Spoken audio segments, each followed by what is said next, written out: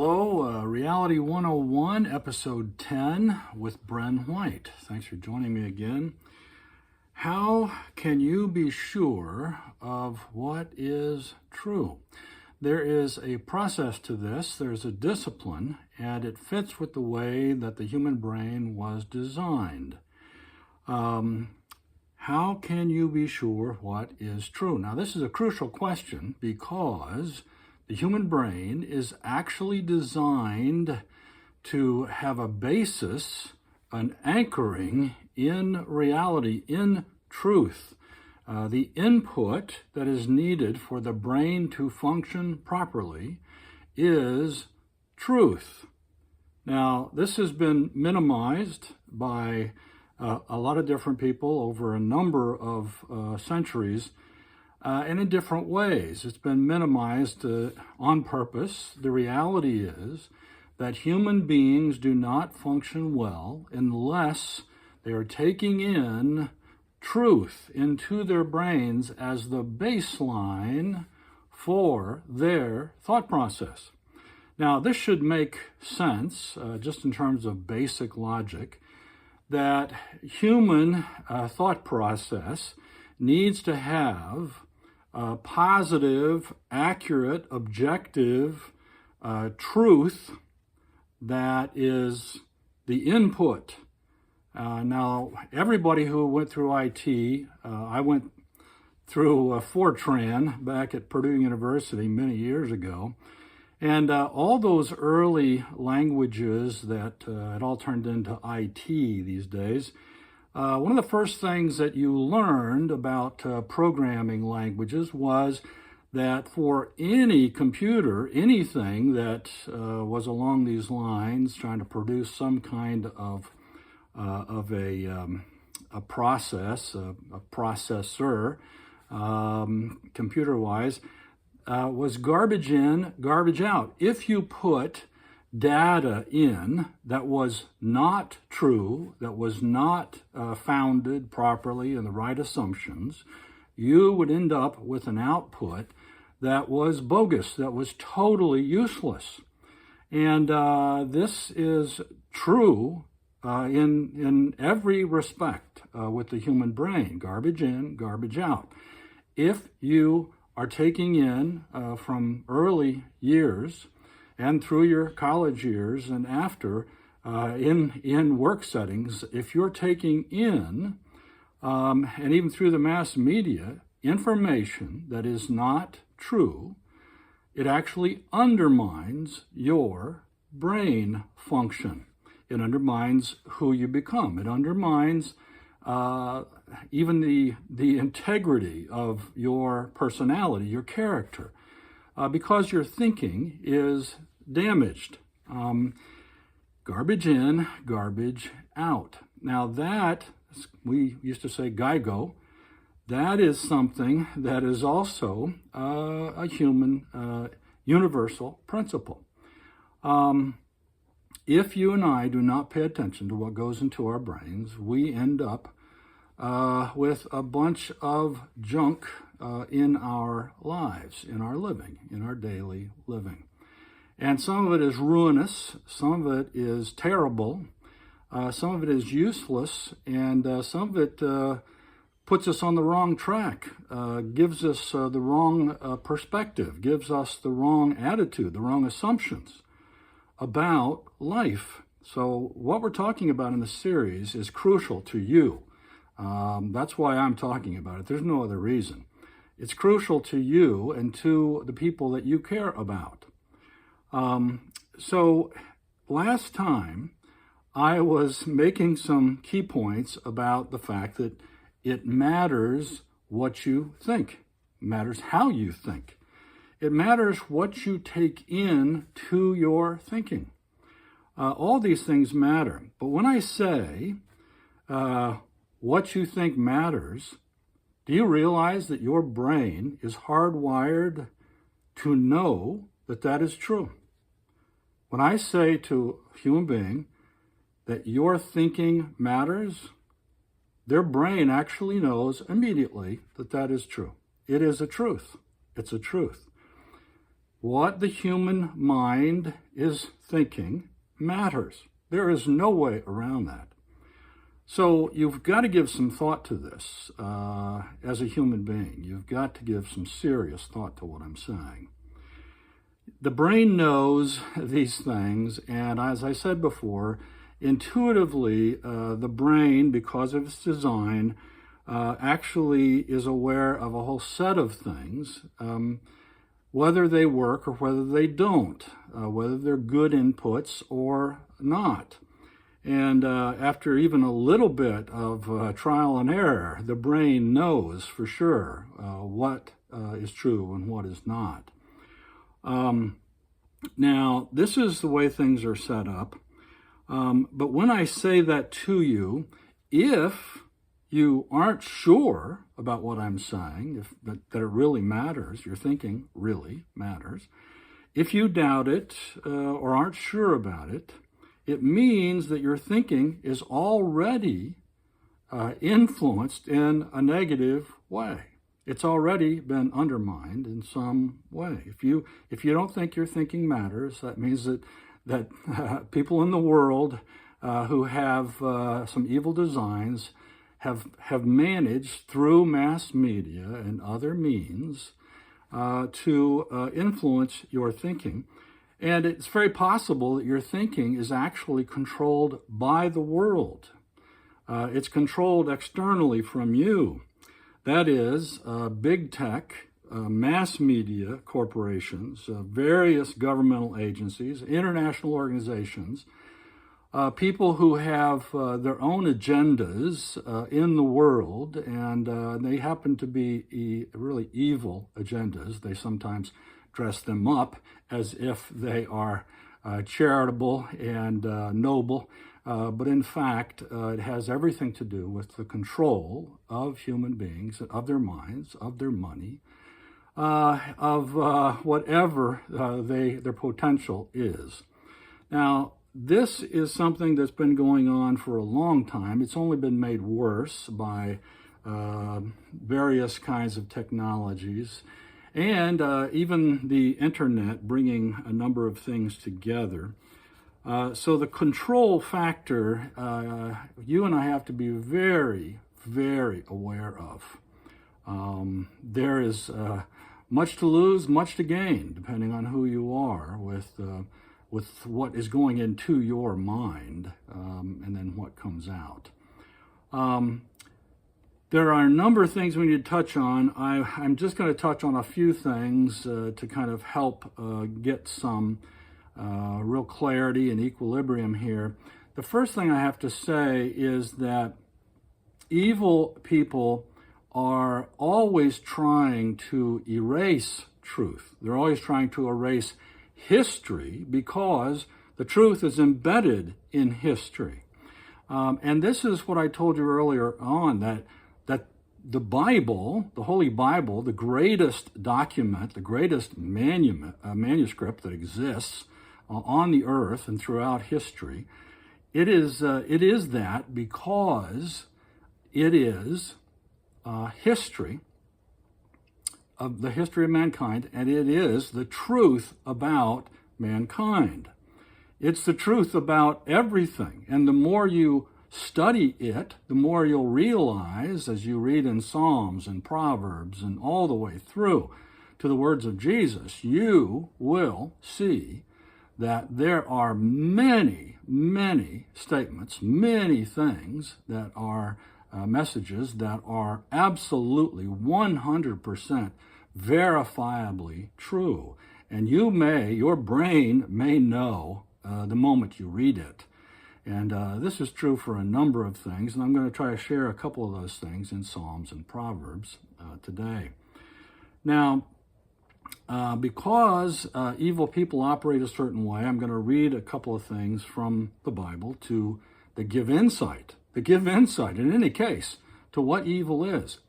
If you cannot identify what is evil in a clear way, you are in trouble because you will never be able to identify truth. If you can't identify what is evil, you will never be able to identify what is true. It's impossible. Now, on the other hand, in the end, you and I must focus on what is true. We can't just stay focused on the evil. We have to be able to identify it. But in the end, in order to move ahead as human beings in the most productive way possible, we actually have to get focused on everything that is true. Now, I hope this makes sense to you, because it's very, very logical, and intrinsically, your brain knows this already. The first couple things I'll share with you on the first side, identifying evil. There's a whole set of things in the first section of what we call the Psalms, written by King David largely. And he gives us insight into what goes on in evil minds, what evil thinking is all about, and how it comes out.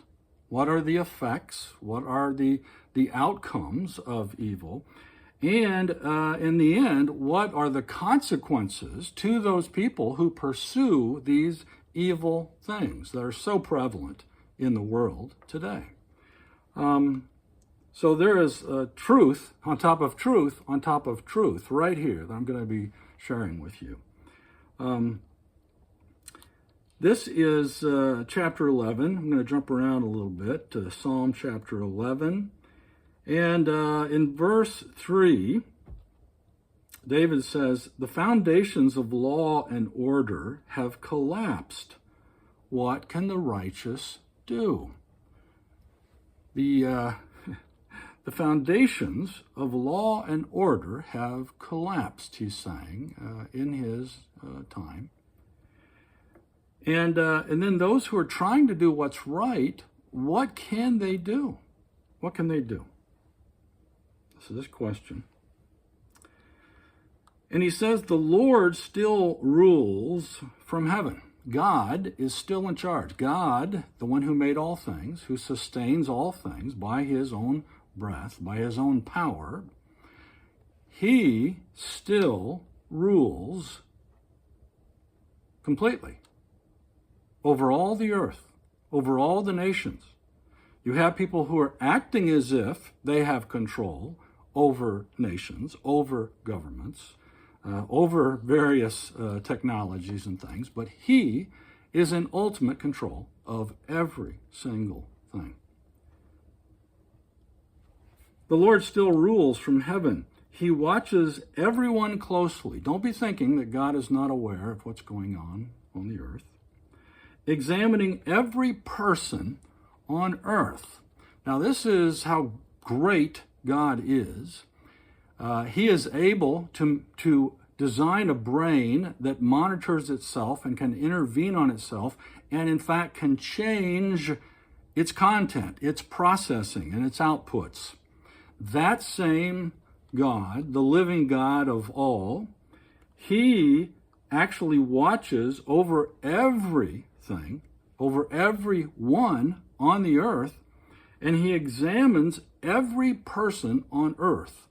Now, this has to do with the accountability thing I shared with you last time.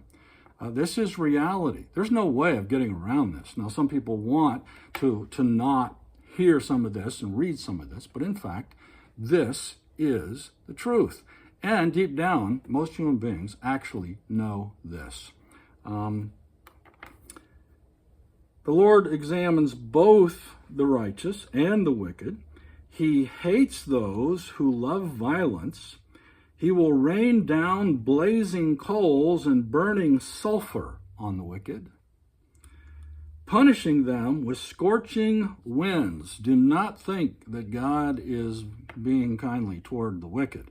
He will, there will be consequences, and he will punish all who are being wicked, who are scheming evil things, who are lying constantly. Let's continue.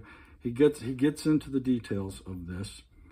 You go on down into chapter 12, and he says in verse 4, They say, we will lie to our heart's content.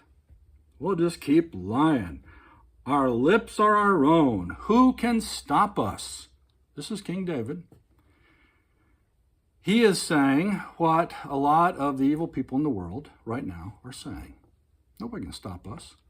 We're not going to stop lying. We're going to do whatever we want to, and we're going to lie about it constantly, every single day, through the media, so that human beings can never get footing. They don't know what is true.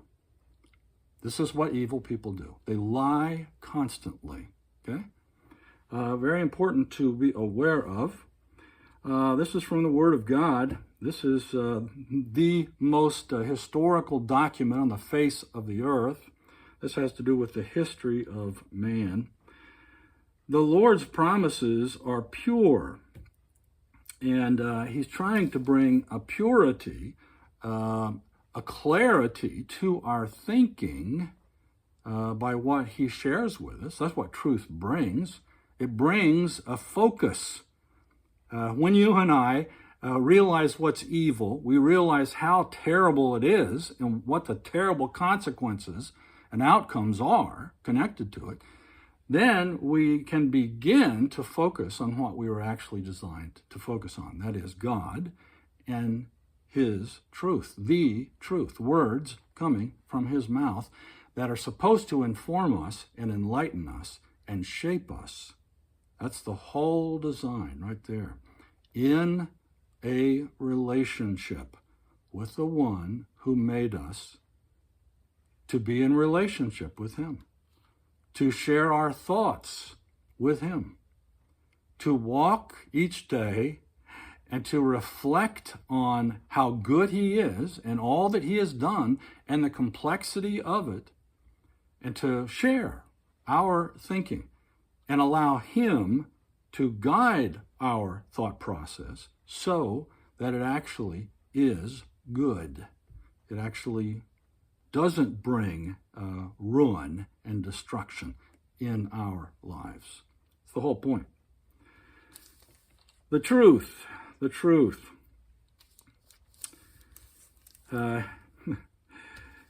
He says, even though, this is at the end of chapter 12,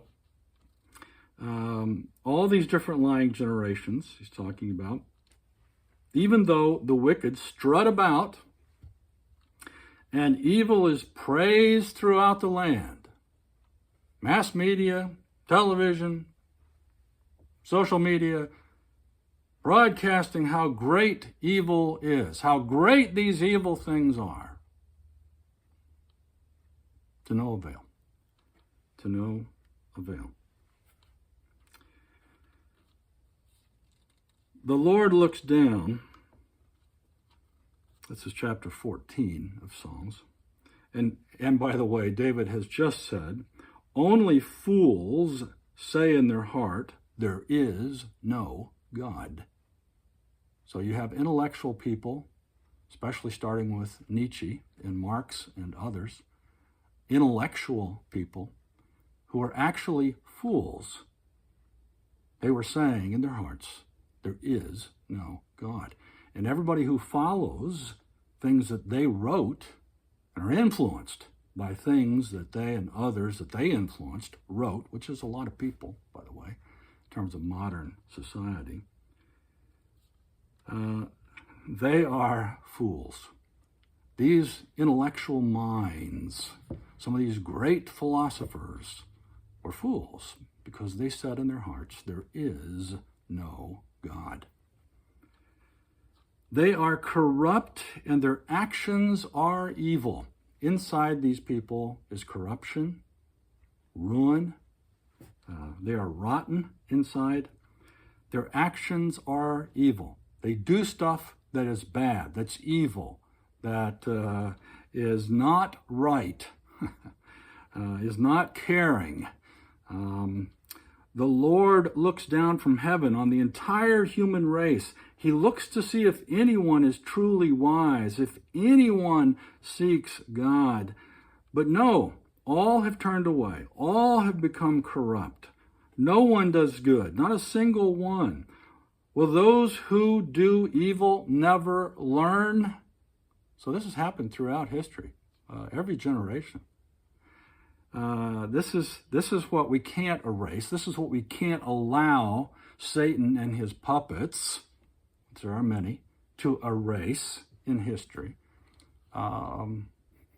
Because this is the truth. This is the truth about all mankind. Will those who do evil never learn? He says, they eat up my people like bread and wouldn't think of praying to the Lord. Don't give any thought to God because they don't think that he exists. They try to pretend like the living God who is holding them in life does not exist. This is not intelligent. Terror will grip them, for God is with those who obey him. The wicked frustrate the plans of the oppressed, but the Lord will protect his people. Now, this is just a little bit. There are passages all through Psalms and Proverbs that give us insight into what is evil and how it works and how evil people's minds works, what's going on in their thinking. Now, what did I say before? Garbage in, garbage out. They have taken in a lot of garbage into their brains, and it has harmed them. And now it's coming out, and it's harming other human beings massively. Right now, massively across the earth, human beings are being harmed. People have been harmed. Hundreds of thousands of people have actually been killed, murdered, all over the earth. Even in the last 4 or 5 years, massive harm being brought by evil people who are scheming.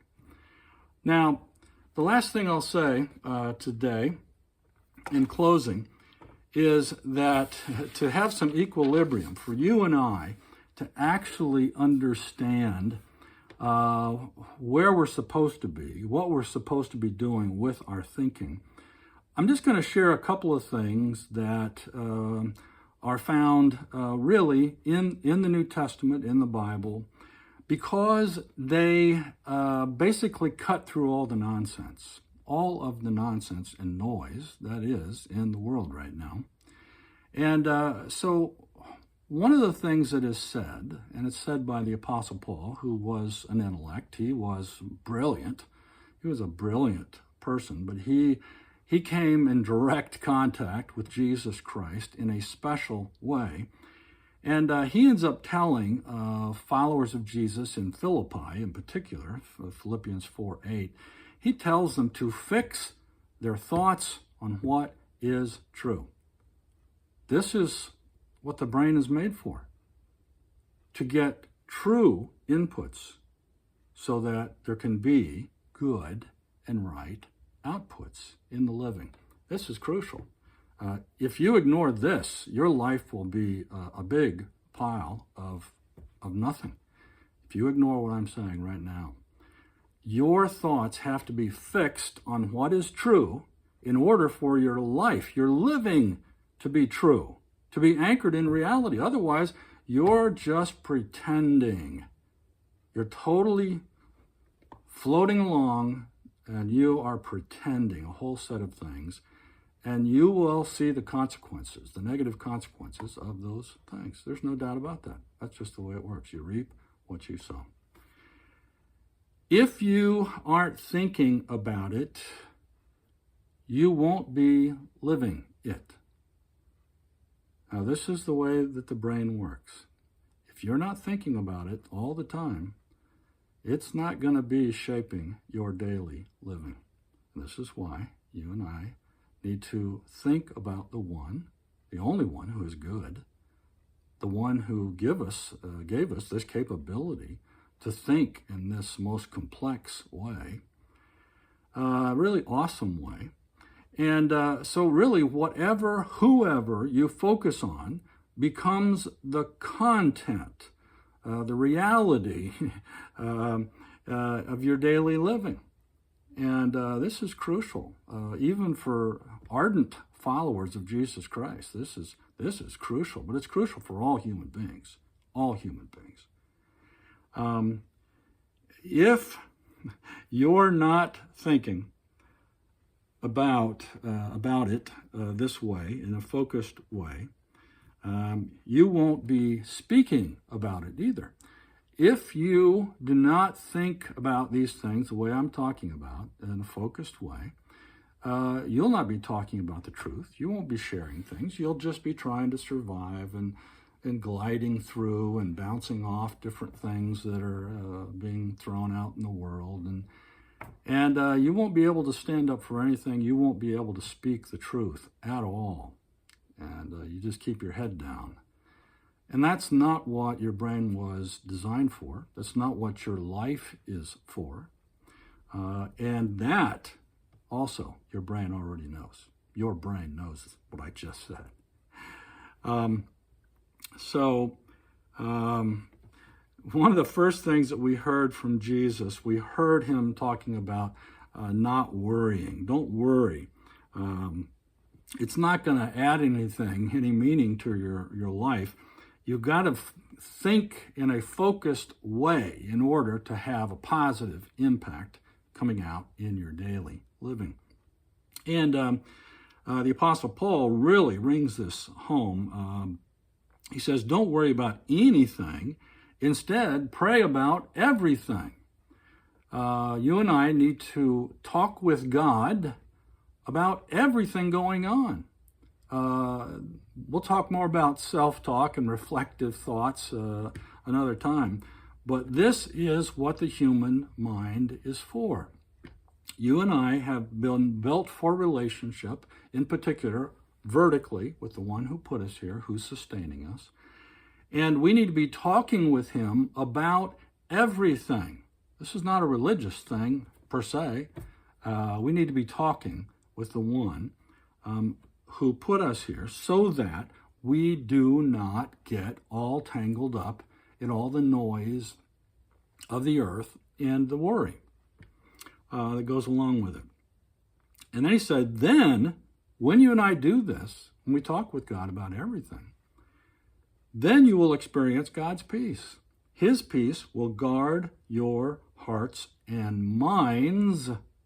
His peace will guard your mind. See, if you don't have peace and you're worrying constantly, it actually messes up your thinking. And then it messes up what comes out in your daily living. You waste some of your days worrying. Okay? These things are all true. And your brain knows it again. Your brain knows it. Human beings know this deep down, but we've got to really accept the truth. We've got to accept it and change our thinking to match what is true. Okay? His peace will guard your hearts and minds as you live in Christ Jesus. Now, we'll talk more about this as well. He says, all who listen to me will live in peace, untroubled by fear of harm.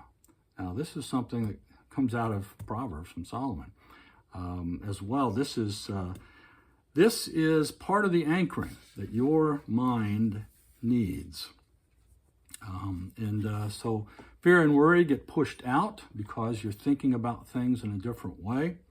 And finally, Psalm 33:4, just something to leave on, says, for the word of the Lord holds true. It stays true throughout all the generations. What God says is true from the get-go, straight, all the way through to today.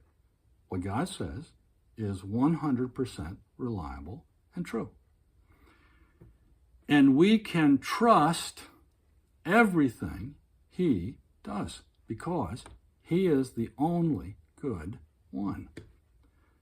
Now, we'll talk about this more next time, but I hope this helps you to begin to grasp what we're talking about in terms of our thinking, how it really matters, and how you and I need to be filling our minds with things that are good and true and right, and not just accepting in all this other crazy, noisy data coming in from the world.